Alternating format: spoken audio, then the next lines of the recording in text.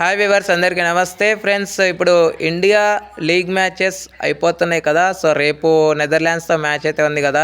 So ఈ match అయిపోయిన తర్వాత సూపర్ 8 ఎవరితో ఇండియా ఆడుతుంది అనేది మనం చూస్తే 22nd రోజు ఫస్ట్ మనకు ఎదురయ్యేది సౌత్ ఆఫ్రికా. నెక్స్ట్ 26th రోజు జింబాబ్వే అయితే జింబాబ్వే, ఆస్ట్రేలియా అయితే ఆస్ట్రేలియా.